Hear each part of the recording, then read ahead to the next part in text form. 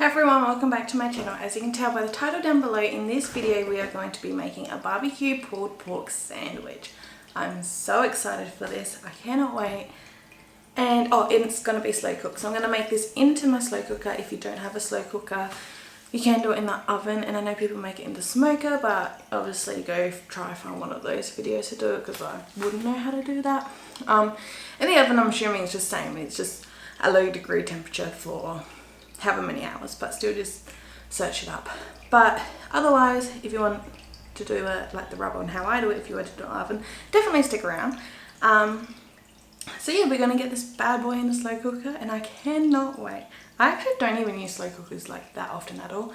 I used to have one but I got rid of it because I just never used it.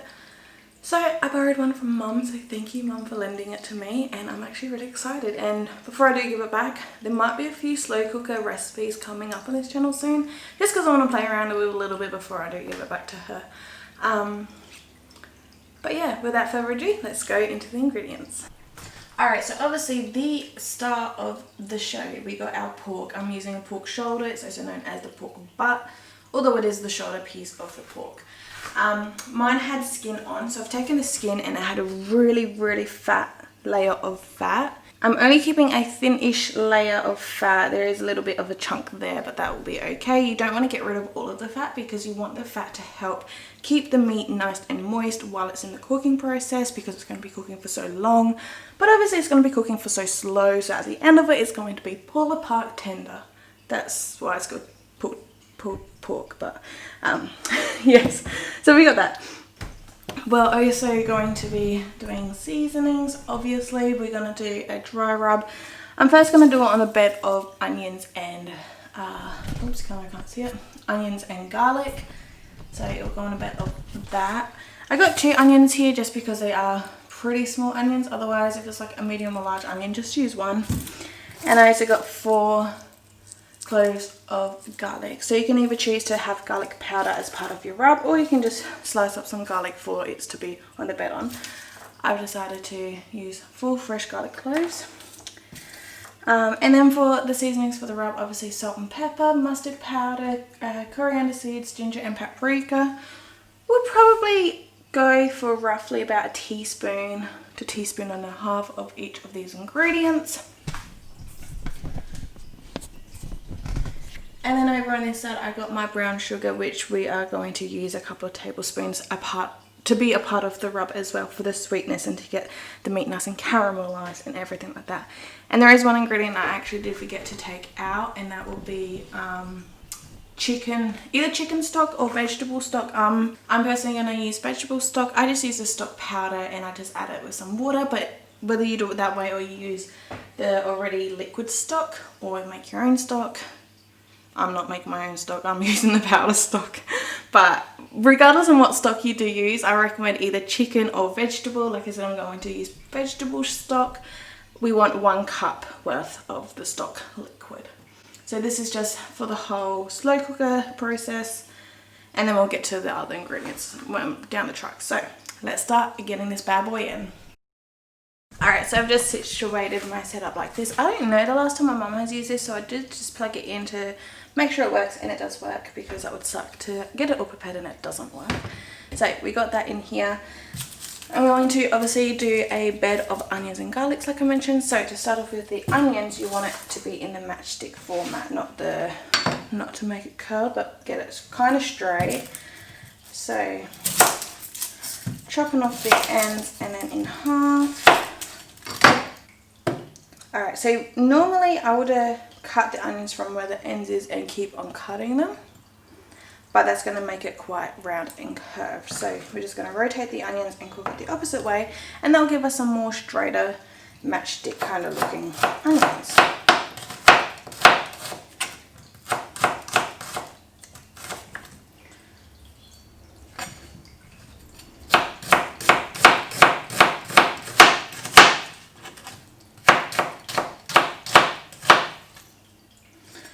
So there we go. So we want the more of the straighter types of onions, and they'll obviously peel apart when they cook as well.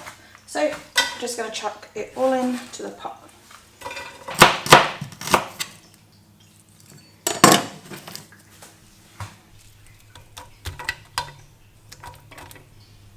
Alright, and same with our garlics. Now we want to start preparing those.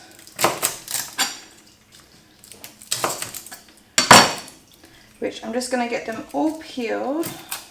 So once they're all peeled like so, I'm just going to give it a quick bang with the knife and slice in the opposite direction.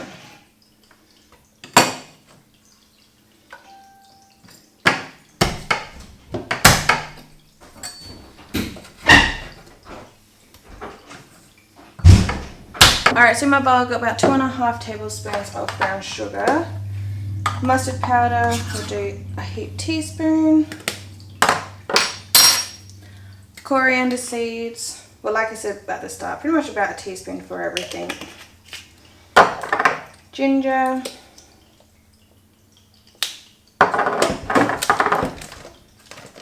Paprika will go in about 1.5 teaspoons to 2 teaspoons.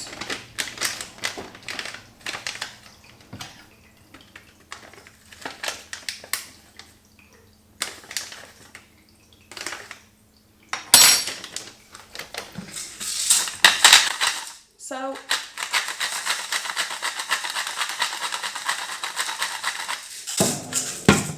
And pepper. With the salt as well, it's not a teaspoon, probably about 1/4 to 1/2 teaspoon, and pepper we want about a teaspoon worth.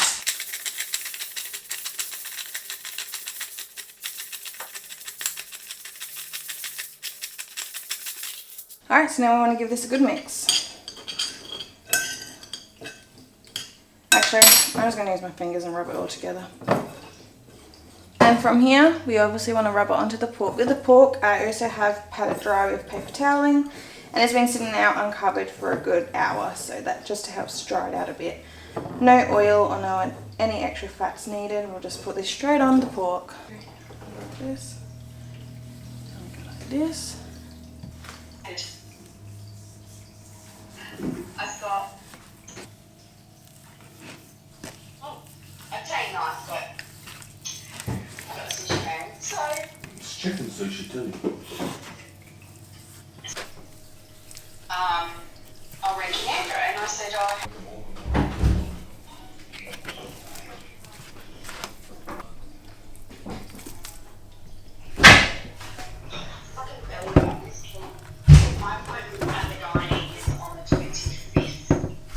So just put in the vegetable stock. I was recording, but I didn't actually hit record, so you didn't see it. I just tipped in the cup of vegetable stock in there. I switched it on, and I've got it on to low.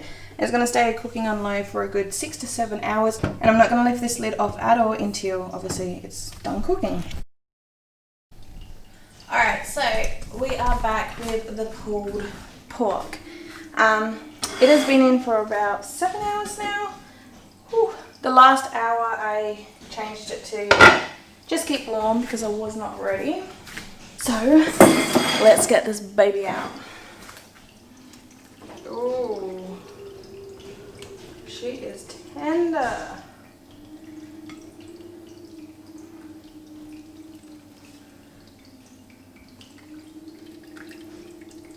Tender and juicy. Oh, yum. We've got all the nice onions in there. Yum. So, the really big fat layers of fat we don't want. So I'm just going to pick the fatty bits off. We want a little fat, but we don't want too much fat. To eat it, at least. Look how tender that is. Let me zoom you guys in a bit. And if you hear noises, sorry, that's just Nick punching around. So hopefully you can see that a little better, but oh, yum. This is tender, honey. Huh? I said this is tender. So the bits we want to keep, we'll obviously just pop into the bowl. There's a few onions under here as well, that's perfectly fine. We want some onions mixed in with it.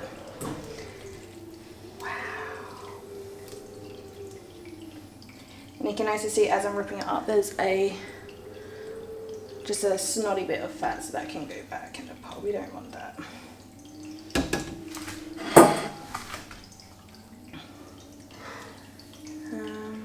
Alright, we're just gonna play with the lighting like this for a bit.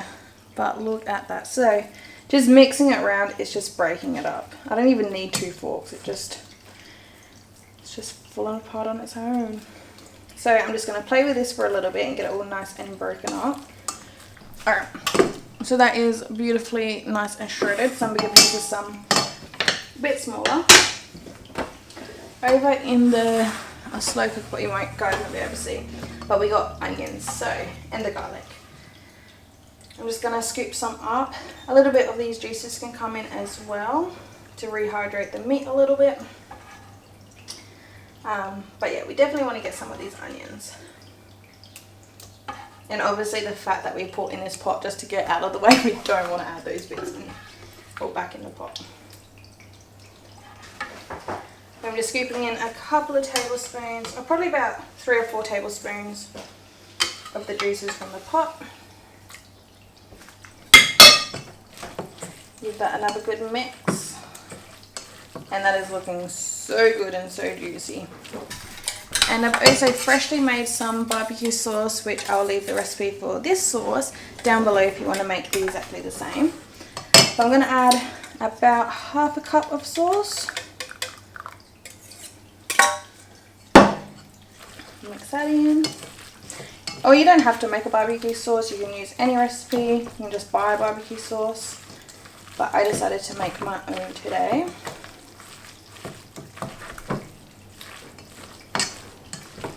And I'm going to add another half a cup in.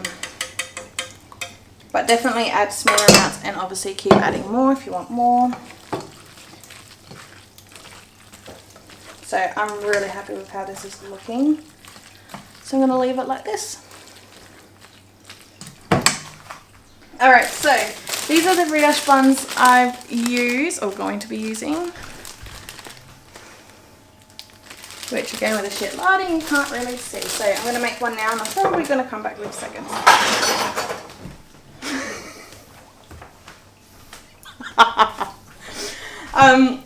I'm not going to worry about toasting these buns either. If you want to, you obviously can. But one thing I am going to do to protect the bun a little bit is add some Japanese mayonnaise on the top and bottom.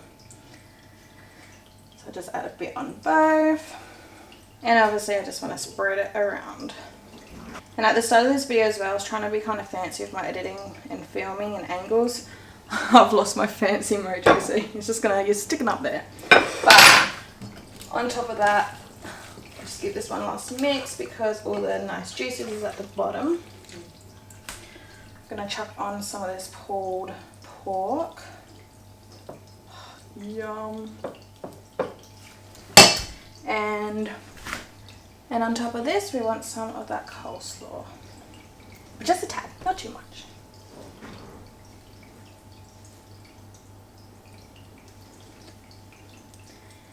Now we've got the lid on. So there you go. I need to hurry up this video and move out of the way because Nick is starving hungry. But again, so sorry about the poor lighting. That is the final look of this. Cannot wait to eat it. If you like this video, please give it a big thumbs up. And I'll see you guys in my next video. Bye!